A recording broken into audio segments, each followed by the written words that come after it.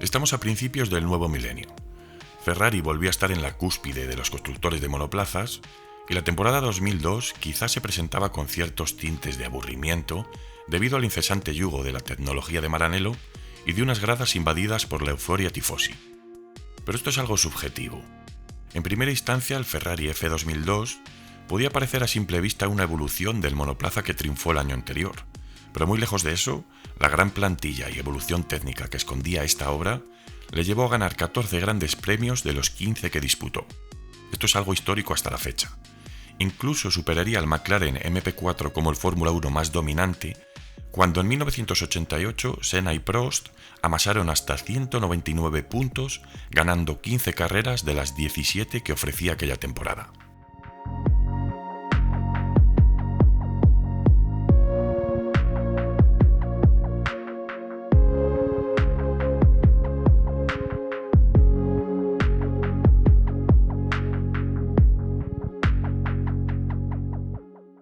La Fórmula 1 del nuevo siglo tuvo un nombre, Michael Schumacher.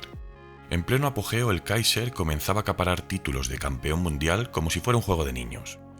Todos los récords y logros anteriores fueron parcialmente eclipsados por el alemán, a excepción, y esto es un apunte personal, de los del gran mago de Valcarce.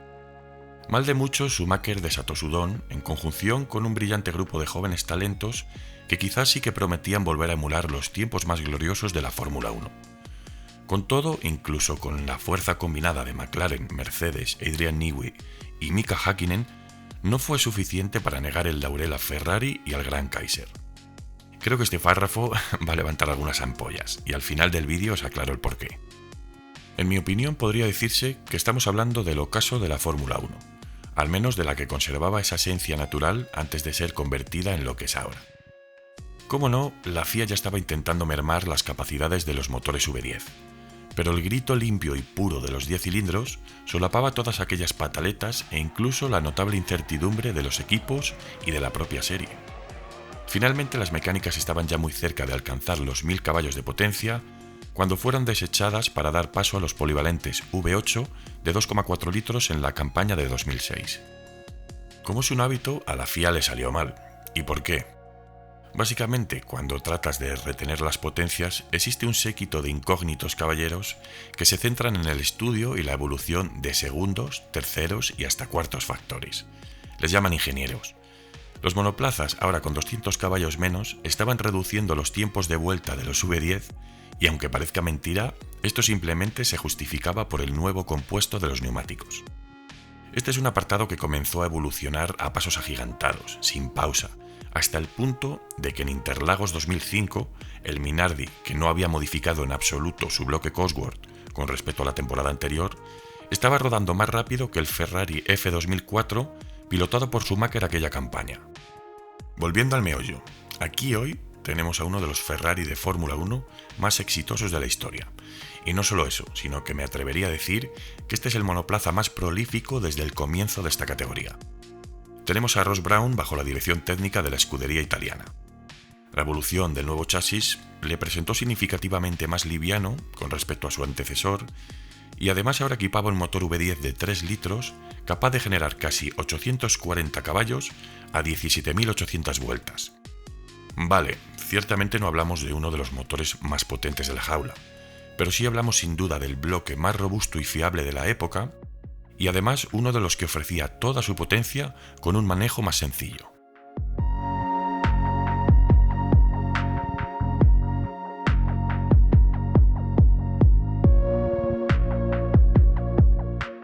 Si seguimos sumando atributos a esta nueva obra, sería el primer modelo en recibir el sistema de caja de cambios sin embrague, pero de una manera efectiva, con un diseño factible y sin errores. Ahora esta tecnología permitía realizar los cambios de velocidad más rápidos que se habían visto hasta la fecha. Si a eso le sumamos una perfecta simbiosis entre motor, chasis y aerodinámica, ¡voilá! Ah, no se me olvide, y Michael Schumacher en la cabina, por supuesto. Como decía, esta Masterpiece partía de un chasis completamente nuevo y cuyo planteamiento encabezaría el gran Aldo Costa, en colaboración con nombres que por supuesto no hay que dejar en el anonimato, como Ignacio Lunetta, Rory Brain, Nicolas Tobansis y Marco Fainello. Este no solo sería un proyecto elaborado desde cero en cuanto a sus minuciosas formas resultantes de los estudios aerodinámicos, sino que también, en términos de construcción, supuso un recorte en la báscula notable. En este apartado, uno de los factores más destacados fueron los pontones, que ahora se presentaban visiblemente bajos, y que dicho sea de paso fue una característica de los monoplazas del 2002. Estas formas se habían logrado reubicando los radiadores de aceite y agua, que ahora estaban inclinados en lugar de ser alojados en la habitual posición vertical. Esto facilitaba que la parte superior fuese algunos centímetros más baja, permitiendo a los artífices un diseño de pendiente descendente mucho más agresivo. Los escapes también cambiaron notablemente con respecto a su antecesor. Ahora estaban ubicados en una posición elevada donde expulsaban los gases en la zona superior de los pontones en lugar de la parte central del difusor. Lo que se pretendía no solo era la expulsión de los gases de escape en una zona alejada del alerón, sino que se buscó el resultado más óptimo haciéndolo hacia atrás en lugar de hacia arriba, como sucedía en el monoplaza F2001. Cada detalle cuenta.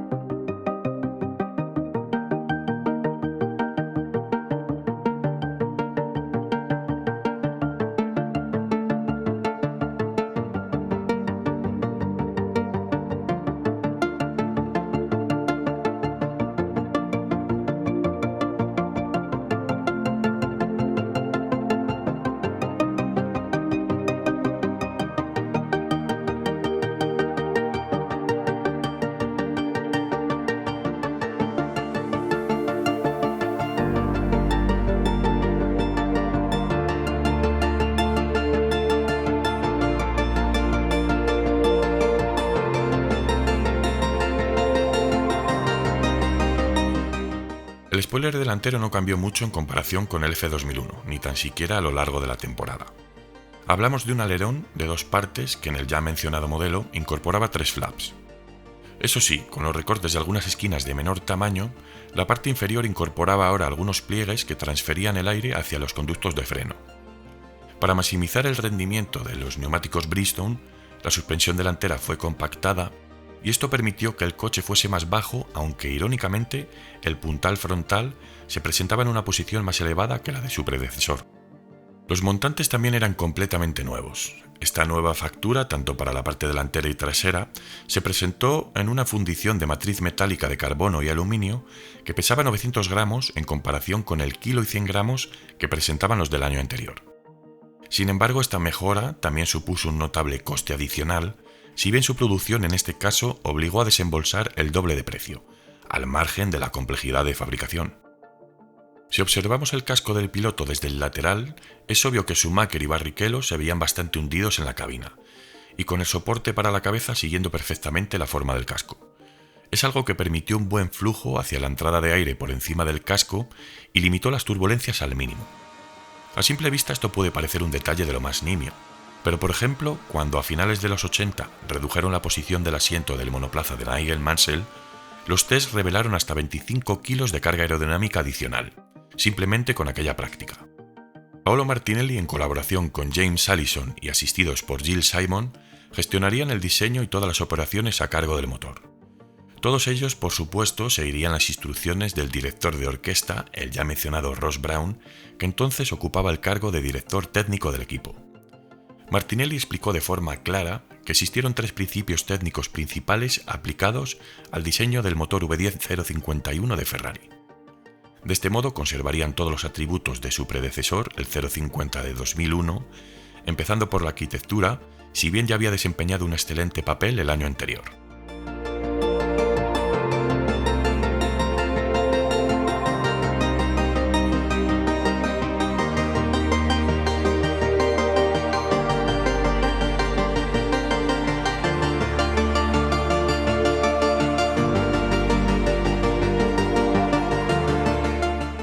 Para el 051 se emplearían las mismas técnicas de microfundición, en este caso especialmente refinadas, para dar lugar a un bloque de aluminio que ahora presumía de unas nuevas culatas.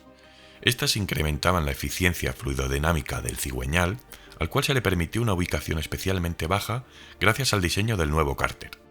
De este modo se alcanzó un centro de gravedad excepcionalmente bajo, otorgando al monoplaza un manejo fantástico. El resto de componentes móviles, como bielas, pistones o árboles, también fueron tratados con las miras puestas en la reducción de las masas giratorias y la fricción general. En este punto quizás el cambio más importante fue la ya mencionada caja de cambios completamente nueva.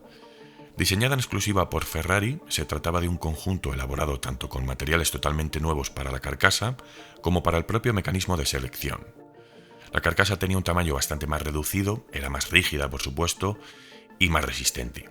Una aleación de titanio era la responsable en un proceso que ya había sido utilizado anteriormente por Minardi, dicho sea de paso. El cambio directo sin embrague le otorgó un orden de marcha mucho más rápido y mucho más efectivo. Aunque esto era un nuevo proyecto de cierta complejidad, la escudería venía realizando numerosos tests con esta caja de cambios desde el mes de septiembre de 2001, algo que ciertamente logró afianzar una fiabilidad extrema del conjunto. También había planes para usar el diferencial electrohidráulico, un sistema que sería utilizado para lograr unas aceleraciones mucho más rápidas, pudiendo alcanzar además un mayor rango de revoluciones. Sin la tensión y la masa de las piezas giratorias de los embragues, el motor lograría ser un segundo más rápido. Desarrollando hasta 900 caballos a 19.000 revoluciones en el modo calificación, hablamos de un bloque muy poderoso, que cuando se limitaba a 835 caballos para el modo carrera, también se convertía en una mecánica extremadamente confiable.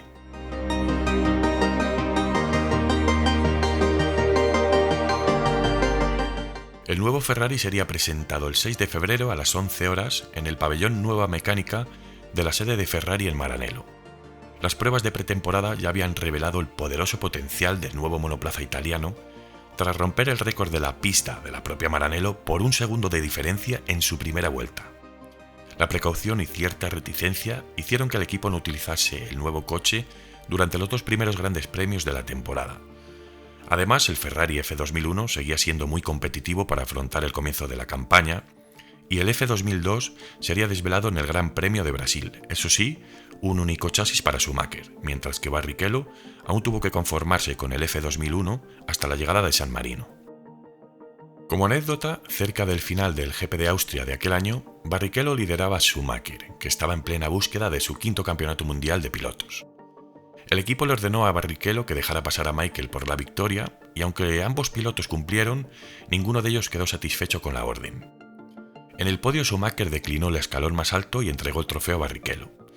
Esto provocó que la FIA se pusiese nerviosa tras esta acción y después de comenzar a cavilar maquiavélicamente como de costumbre, prohibieron las órdenes de equipo para las temporadas siguientes.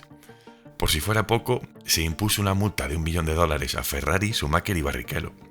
La mitad de esta multa se dividió en 3 partes iguales entre el trío, mientras que la otra mitad fue revocada con la condición de que el colectivo no volviese a mostrar comportamientos de este tipo.